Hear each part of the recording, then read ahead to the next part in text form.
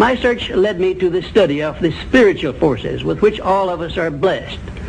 And it was in this field that I came upon a clue which has enabled me to help millions of people to find their earthly destinies. I want to describe my discovery in the simplest terms possible, because it will reveal to you why it is true that whatever the mind can conceive and believe, the mind can achieve, regardless of how many times you may have failed in the past or how lofty your aims and hopes may be. I caught my first fleeting glimpse of the profound law which provides the means by which we may choose our own purpose in life and attain it while I was being coached by Andrew Carnegie during the organization of the Science of Success philosophy. I had just finished telling Mr. Carnegie that I feared he had chosen the wrong person to give the world the first practical philosophy of personal success because of my youth, my lack of education, and my lack of finances.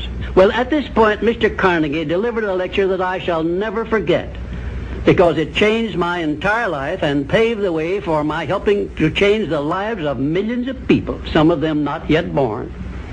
Let me call your attention to a great power which is under your control, said Mr. Carnegie. A power which is greater than poverty, greater than the lack of education, greater than all of your fears and superstitions combined. It is the power to take possession of your own mind and direct it to whatever ends you may desire. This profound power, Mr. Carnegie continued, is the gift of the Creator, and it must have been considered the greatest of all of his gifts to man, because it is the only thing over which man has the complete and unchallengeable right of control and direction. When you speak of your poverty and lack of education, Mr. Carnegie explained, you are simply directing your mind power to attract these undesirable circumstances, because it is true that whatever your mind feeds upon, your mind attracts to you. Now you see why it is important that you recognize that all success begins with definiteness of purpose, with a clear picture in your mind of precisely what you want from life.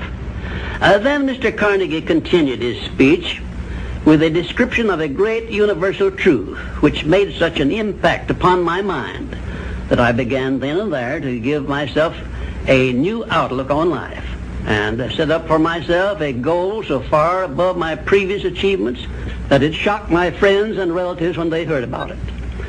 Everyone, said Mr. Carnegie, comes to the earth plane blessed with the privilege of controlling his mind power and directing it to whatever ends he may choose.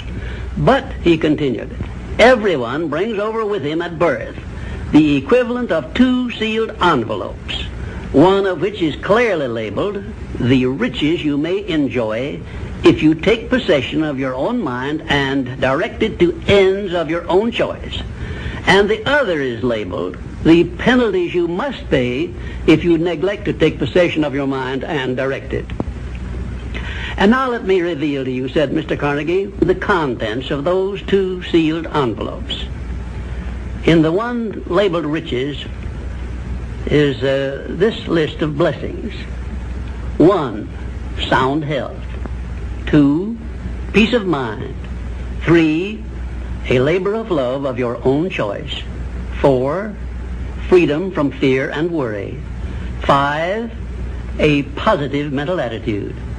6, material riches of your own choice and quantity.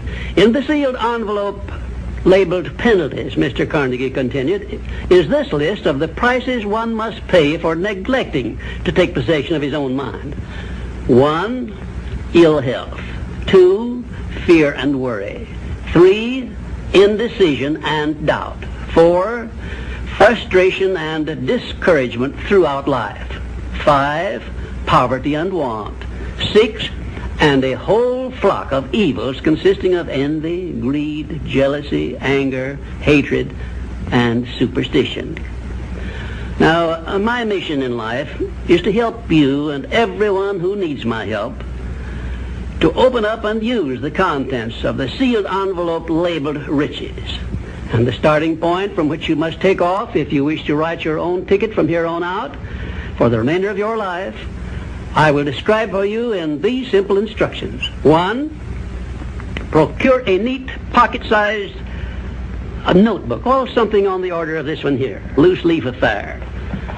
And on page 1, write down a clear description of your major desire in life, the one circumstance or position or thing which you will be willing to accept as your idea of success. And remember before you begin writing that your only limitations are those which you set up in your own mind or permit others to set up for you. And 2, on page 2 of your notebook, write down a clear statement of precisely what you intend to give in return for that which you desire from life. And then start in right where you stand now to begin giving. And 3, memorize both of your statements, what you desire and what you intend to give in return for it. And repeat them at least a dozen times daily. And always end your statements with this expression of gratitude for the blessings with which you were gifted at birth. I ask not, O divine providence, for more riches, but more wisdom with which to accept and use wisely the riches I received at birth in the form of the power to control and direct my mind to whatever ends I desire. If you are not too successful or self-satisfied to accept and express this profound prayer, if you accept it and express it in the same spirit of humble sincerity in which I pass it on to you, a new and a better world will reveal itself to you. A world in which you will see reflected the circumstances and the things which you yourself have created. And now let me close this, our first visit, with my favorite expression of gratitude. O divine providence, I ask not for more riches, but more wisdom with which to make wiser use of the riches you gave me at birth, consisting in the power to control and direct my own mind to whatever ends I desire.